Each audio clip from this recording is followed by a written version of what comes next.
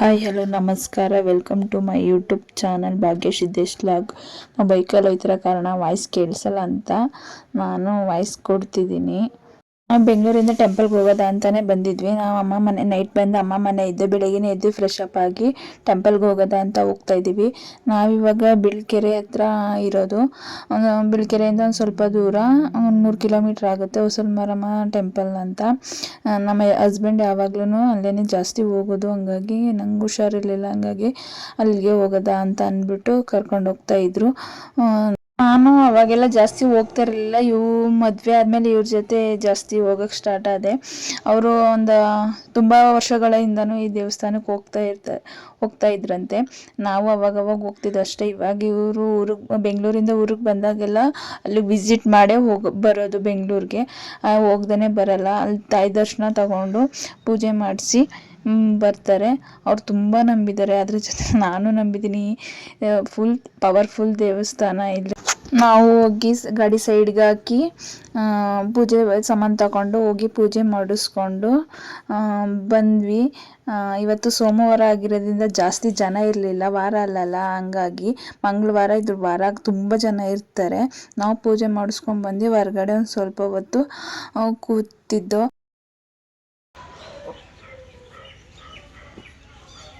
ನಾವು ಇವತ್ತು ಎಲ್ಲಿಗೆ ಬಂದಿದ್ದೀವಿ?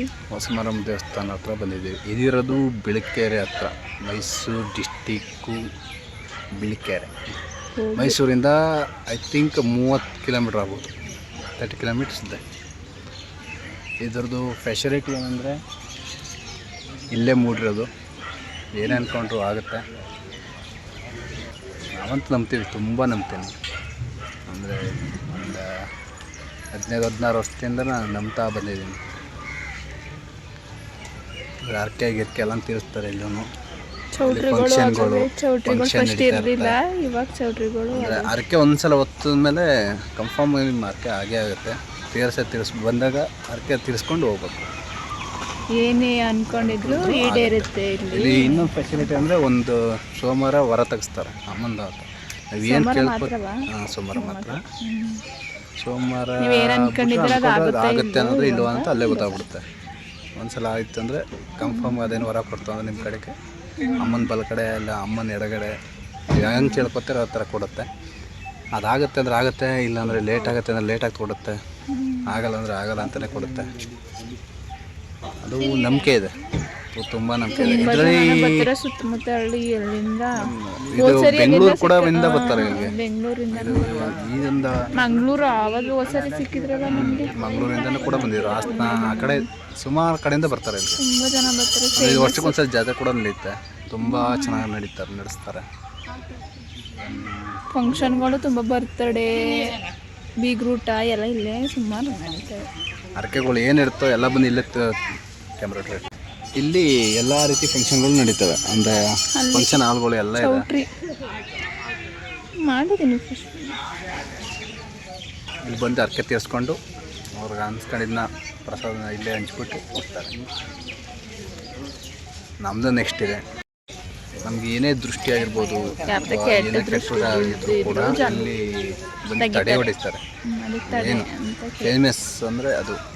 ಏನೇ ದೃಷ್ಟಿ ಆಗಿದ್ರು ಕೂಡ ನಿಮಗೆ ಕ್ಲಿಯರ್ ಆಗುತ್ತೆ, 100% ಶೋರ್. ನೀವು ಹೊರ್ಗ ನೆಕ್ಸ್ಟು ಮತ್ತೆ ಯಾವಾಗ ಬರೋದು? ಮತ್ತೆ ನೆಕ್ಸ್ಟ್ ಊರಿಗೆ ಬಂದಾಗೆಲ್ಲ ನಾಳೆನೇ ಬರ್ತೀವಿ. ನಾಳೆ ಯಾಕಂದ್ರೆ ನಾವು ದೃಷ್ಟಿ ತೆಗಿಸ್ಬೇಕು, ನಾಳೆ ಬರ್ತೀವಿ. ತೆಗಿತಾರೆ, ಬಟ್ ನಾವು ಇವತ್ತು ತೆಗಿಸಲ್ಲ. ಮಂಗಳವಾರ ಮತ್ತು ಶುಕ್ರವಾರ ತೆಗಿಸಿದ್ರೆ ಒಳ್ಳೇದು ಅಲ್ಲ. ಇಲ್ಲ ಅಮಾವಾಸ್ಯೆ ಅಥವಾ ಹುಣ್ಣಿಮೆ. ಅಮಾವಾಸ್ಯೆ ದಿನ ಅಂತ ಇನ್ನೂ ಪವರ್ಫುಲ್ ತೆಗ್ಸಿದ್ರೆ. ಅಮಾವಾಸ್ಯೆ ದಿನ ನೀವು ಬಂದ್ಬಿಟ್ರೆ ರಶ್ ಇರುತ್ತೆ. ಬೆಳಿಗ್ಗೆ 9 ಗಂಟೆಗೆ ಓಪನ್ ಅಲ್ಲ, 9 ಗಂಟೆಗೆ ಓಪನ್. ಮತ್ತು ನೈಟು ನಾವು ಜಾಸ್ತಿ ಈ ಕಡೆ ಸೈಡೆಲ್ಲ ಉಕ್ಕಡಕ್ಕೆ ಹೋಗ್ತಾರೆ ಅನ್ಕೊಳ್ಬೇಡಿ. ಜಾಸ್ತಿ ಉಕ್ಕಡಕ್ಕಿಂತ ಬರೋದು ಜಾಸ್ತಿ ಇಲ್ಲಿಗೆ. ಫುಲ್ ರಶ್ ಇರ್ತಾರೆ ಯಾವಾಗಲೂ. ಇಲ್ಲಿ ಅಲ್ಲೂ ಹೋಗೋರು ಇಲ್ಲಿ ಬರ್ತಾರೆ. ಇಲ್ಲಿ ರಶ್ ಅಂದ್ರೂ ನೀಟಾಗಿ ಪೂಜೆ ಆಗುತ್ತೆ. ಏನು ತುಂಬೋಗಿದ್ದಾರೆ ಅಂತ ಇದು ಮಾಡಲ್ಲ, ಹೆಂಗೆ ಬೇಕಂಗೆ ಪೂಜೆ ಮಾಡಲ್ಲ, ನೀಟಾಗಿ ಪೂಜೆ ಮಾಡಿಸ್ಬಿಡ್ತಾರೆ. ಬೇಗ ಪೂಜೆ ಮಾಡಲ್ಲ. ನಿಮಗೆ ಅವಕಾಶ ಕೊಟ್ಟು ನೀಟಾಗಿ ಹೊರನ ತೆಗೆಸ್ಕೊಂಡು ನೀಟಾಗಿ ಪೂಜೆ ಮಾಡಿಸ್ಕೊಂಡು ಹೋಗ್ಬೋದು. ಬೇಗ ಅಂತ. ಇನ್ನೊಂದು ಅಂದರೆ ಬಂದಾಗ ಪೂಜೆ ಮುಗಿಸ್ಕೊಂಡು ಒಂದು 10 ಮಿನಿಟ್ಸ್ ಕೂತ್ಕೊಂಡು ಹೋದರೆ ಮನಸ್ಸು ಫುಲ್ ಅಗ್ರ ಇರುತ್ತೆ ಫೀಲಿಂಗ್ ಬೆಟರ್ ಆಗಿರುತ್ತೆ, ಏನೋ ಒಂಥರ ಪಾಸಿಟಿವ್ ವೈಬ್ಸ್ ಸಿಗುತ್ತೆ. ಪೂಜೆ ನಡೀತಿದೆ. ನಡೀತಾ ಇದೆ. ಇದು ಇದ್ರ ವಾರ ಬಂದು ಮಂಗಳವಾರ ಮತ್ತೆ ಶುಕ್ರವಾರ, ಭಾನುವಾರ, ಶುಕ್ರವಾರ ಇರುತ್ತೆ. ಅರ್ಕೆಗಳು ಅವತ್ತೇ ತಿರ್ಸ್ಬೇಕು. ಇದು ವಾರ ಇರಲ್ಲ, ಬಟ್ ಇದ್ರ ಇರುತ್ತೆ. ಪೂಜೆ ನಡೀತು. ವರ ಕೇಳುತ್ತಾರಲ್ಲ ಮಾತ್ರ ಸೋಮವಾರ ಮಾತ್ರ ಇರುತ್ತೆ, ಮಿಕ್ಕಿದ ಡೇ ಯಾವುದು ಇರಲ್ಲ. ಪೂಜೆ ಮುಗಿಸ್ಕೊಂಡು ನಾವು ನಮ್ಮ ಅತ್ತೆ ಮನೆಗೆ ಹೋಗ್ತಾ ಇದ್ವಿ, ಅಂದರೆ ನಮ್ಮ ಹಸ್ಬೆಂಡ್ ಅವ್ರ ಅಮ್ಮ ಮನೆಗೆ. ನಾವು ನೈಟೇ ಬೆಂಗಳೂರಿಗೆ ಹೊರಡಬೇಕಾಗಿತ್ತು, ಹಂಗಾಗಿ ಎಲ್ಲ ಮಾತಾಡಿಸ್ಕೊಂಡು ಹೋಗೋದ ಅಂತ ಮನೆಗೆ ಹೋಗ್ತಾ ಇದ್ವಿ. ರೋಡಲ್ಲಿ ಹಂಗೇ ಅಜ್ಜಿ ಮನೆಗೆ ಹೋಗೋದ ಅಂತ ಪ್ಲ್ಯಾನ್ ಆಗ್ತಾ ಇದ್ವಿ, ಅಂದರೆ ನಮ್ಮ ಹಸ್ಬೆಂಡ್ ಅವ್ರ ಅಜ್ಜಿ ಮನೆಗೆ ಹೋಗೋದ. ತುಂಬ ದಿನ ಆಯಿತು ನೋಡೋದು ಅಂತ ಅಂದ್ಬಿಟ್ಟು. ಇದು ಬಿಳುಕೆರೆಯಿಂದ ಮುಂದೆ ಹುಣಸೂರು ರೋಡಲ್ಲಿ ಇರೋದು ಬನ್ನಿಕುಪ್ಪೆ ಅಂತ. ಫೇಮಸ್ ಅಂದರೆ ಅವರೆಕಾಯಿ ಮಾರ್ಕೆಟು. ಅವರೆಕಾಯಿ ಮಾರ್ಕೆಟ್ ಸಾಯಿಸ್ತಾನೆ ನೀನು ಕೇಳಿ ಮಾತಾಡ. ಇದು ಇವಾಗ ಊರು ಬಂತು ಬನ್ನಿಕುಪ್ಪೆಯಿಂದ ಎಷ್ಟು ಕಿಲೋಮೀಟ್ರ್ ಆಯ್ತದೆ? ಕರೆಕ್ಟಾಗಿ 1 ಕಿಲೋಮೀಟ್ರ್. 1 ಕಿಲೋಮೀಟ್ರ್ ಒಳಗಡೆ ತಾಡೋಕು. ಇದು ನಮ್ಮ ಹಸ್ಬೆಂಡ್ ಓದಿದ ಸ್ಕೂಲ್. ಇದು ಹಿರಿಯ ಪ್ರಾಥಮಿಕ ಶಾಲೆ ಬನ್ನಿಕುಪ್ಪೆ. ನಾವು ಓದಿದ್ದು ಇಲ್ಲಿ. ಇದು 6th to 7th ಅಷ್ಟೇ ಓದಿತ್ತು ಇಲ್ಲಿ. 1ರಿಂದ 5th ವರೆಗೂ ಮಾಕೋಡು ಅವ್ರ ಅಜ್ಜಿ ಮನೆ. ಅಲ್ಲಿಂದ ತಿರ್ಗಾ ಇಲ್ಲಿಂದ 7th ಲಾಸ್ಟ್ 7th ಇಂದ ತಿರ್ಗಾ ಇನ್ನೊಂದು 1 ಕಿಲೋಮೀಟರ್ ನಡಿಬೇಕು. ನಾವು ಮನೆಗೆ ಹೋಗಿದ್ವಿ, ಬಟ್ ಅಲ್ಲಿ ಯಾರೂ ಇರಲಿಲ್ಲ, ಎಲ್ಲ ಹೊಲ್ದ ಹತ್ರ ಹೋಗಿದ್ರು. ಹಂಗಾದ್ರೆ ಹುಣಸೂರಿಗೆ ಬಂದು ತಿಂಡಿ ಮಾಡ್ಕೊಂಡು, ಬೆಳಗ್ಗೆಯಿಂದ ತಿಂಡಿ ಮಾಡಿರಲಿಲ್ಲ, ಹಂಗಾಗಿ ತಿಂಡಿ ಮಾಡಿಕೊಂಡು ಹೊರಡೋದ ಅಂತ ಅಂದ್ಬಿಟ್ಟು ಹೋಗಿ ಅವ್ರ ಅಜ್ಜಿ ಊರ ಪಕ್ಕನೇ ಅವ್ರ ಅಕ್ಕನ ಮನೆ ಇರೋದು. ಹಂಗಾಗಿ ಆ ಅಜ್ಜಿಗೆ ತಿಂಡಿ ತೊಗೊಂಡು ಮತ್ತು ಹಣ್ಣೆಲ್ಲ ತಗೊಂಡು ಅವ್ರ ಅಕ್ಕನ ಮಕ್ಕಳಿಗೆ ಬೇಕ್ರಿ ತಿಂಡಿ ತಗೊಂಡು ನಾವು ಹೋದ್ವಿ.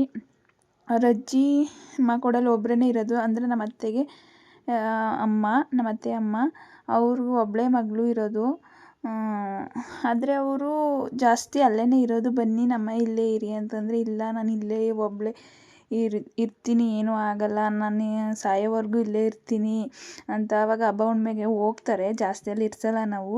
ಹಬ್ಬ ಹುಣ್ಣಿಮೆಗೆ ಹೋಗ್ತಾರೆ, ಅಲ್ಲಿ ಹಬ್ಬದ ದಿನ ಎಲ್ಲ ದೀಪ ಹಚ್ಚಿ ಆದಮೇಲೆ ಇಲ್ಲೇ ನಮ್ಮ ಅತ್ತೆ ಮನೆಗೆ ಬರ್ತಾರೆ. ಜಾಸ್ತಿ ನಾವು ಇರ್ಸಲ್ಲ, ಅಲ್ಲಿ ಒಬ್ಬರೇ ಇರ್ತಾರೆ ಅಂತ. ಆದರೂ ಅವರು ಹೋಗ್ತೀನಿ ಅಂತ ಅಂತಾರೆ. ಅವ್ರ ಮನೆ ಅಂತ ಅಂದಾಗ ಎಲ್ಲ ಅಷ್ಟೇ ಅಲ್ವ, ಏನೋ ಫೀಲಿಂಗ್ಸ್ ಇರ್ತದೆ. ಹಂಗಾಗಿ ಮಾತಾಡಿಸ್ಕೊಂಡು ಬಂದುಬಿಟ್ವಿ. ಅವ್ರ ಅಕ್ಕನ ಮನೆಗೆ ಹೋಗಿದ್ದು ವೀಡಿಯೋ ಮಾಡಲಿಲ್ಲ. ಅಲ್ಲಿಂದ ಬಂದು ನೈಟ್ ಆಗಿತ್ತು. ನಾವು ಬೆಂಗಳೂರಿಗೆ ಹೊರಟ್ವಿ. ಅಮ್ಮ ಮನೆಗೆ ಬಂದು ಅಲ್ಲಿಂದ ಬಸ್ ಹತ್ತಿದ್ದು. ಬಸ್ಸಲ್ಲಿ ಅಕ್ಕಿ ತಗೊಂಡು ಹೋಗ್ಬೇಕಾಗಿತ್ತು ಬೆಂಗಳೂರಿಗೆ, ಹಂಗಾಗಿ ಅಕ್ಕಿ ಹಾಕ್ಕೊಂಡು ರಾಮಸ್ವಾಮಿ ಸರ್ಕಲ್ಗೆ ಬಂದ್ವಿ. ಇವಾಗ ರೈಲ್ವೆ ಸ್ಟೇಷನ್ ಹೋಗ್ತಾ ಇದ್ವಿ.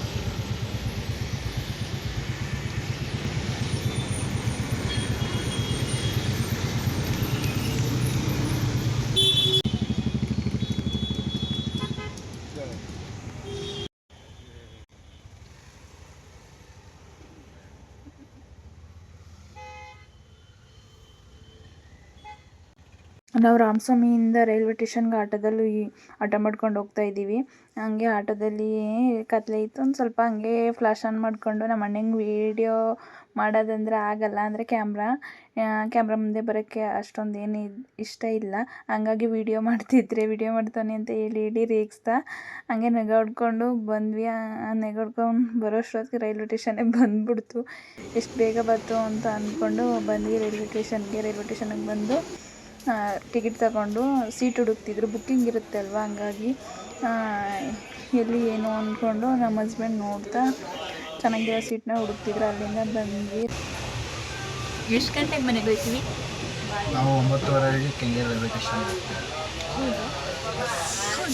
ಅಲ್ಲಿಂದ ತಿರ್ಗಾ ಬಸ್ಸಲ್ಲಿ ಒಂದು ಅರ್ಧ ಗಂಟೆ.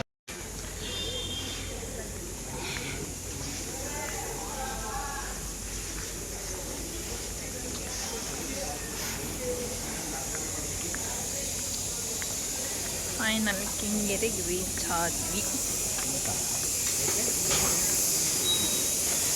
ಟ್ರೈನ್ ಹತ್ತಿದ ತಕ್ಷಣ ಸ್ವಲ್ಪ ಹೊತ್ತು ಮಾತಾಡ್ತಾ ಹಂಗೆ ನಿದ್ದೆ ಬಂದು ಮಲ್ಕೊಬಿಟ್ಟಿದ್ದು. ಕೆಂಗೇರಿಗೆ ಬಂದು ಎಚ್ಚರಾಗಿ ಅಲ್ಲಿಂದ ಬಂದು ಕೆಂಗೇರಿಯಲ್ಲಿ ಇಳ್ಕೊಂಡು ಹಂಗೆ ರೈಲ್ವೆ ಸ್ಟೇಷನ್ ಹತ್ರ ಗಾಡಿ ಪಾರ್ಕಿಂಗ್ ಹಾಕಿ ಅಣ್ಣ ಒಬ್ಬನೇ ಬರಬೇಕಾದ್ರೆ ಗಾಡಿ ಪಾರ್ಕಿಂಗ್ ಮಾಡಿದ್ದ. ಬಟ್ ನಾವು ಗಾಡಿ ಏನೂ ನಿಲ್ಲಿಸಿರಲಿಲ್ಲ, ನಾವು ಮೆಜೆಸ್ಟಿಕ್ಕಿಂದ ಬಸ್ಸಲ್ಲಿ ಹೋಗಿದ್ದ ಊರಿಗೆ.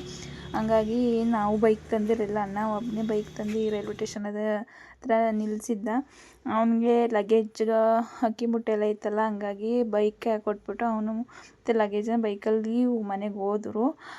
ನಾವು ಇಬ್ಬರು ಮಾತ್ರ ಬಸ್ಸಲ್ಲಿ ಹೋದ್ವಿ ನಿಧಾನಕ್ಕೆ ಆರಾಮಾಗಿ. ಬಸ್ಸಲ್ಲಿ ಹೋಗಿ ಬಸ್ ಸ್ಟ್ಯಾಂಡ್ ಹತ್ರ ಇಳ್ಕೊಂಡು ಅಲ್ಲಿಂದ ಮನೆಗೆ ಒಂದು ಸ್ವಲ್ಪ ದೂರ ಇತ್ತು. ಹಂಗಾಗಿ ಅಣ್ಣ ಬೈಕಲ್ಲಿ ತಗೊಂಬಂದಿದ್ದ. ಬೈಕಲ್ಲಿ ನಮ್ಮ ಏರಿಯಾ ಹತ್ರ ಹೋಯ್ತಾರೆ. ಫುಲ್ ಲೈಟಿಂಗ್ಸ್ ಏನಿದಪ್ಪ, ಫುಲ್ ಲೈಟಿಂಗ್ ಹಾಕ್ಬಿಟ್ಟವ್ರೆ ಅಂದರೆ ಅಣ್ಣಮ್ಮಂಗೆ ಕುಣಿಸಿದ್ರು.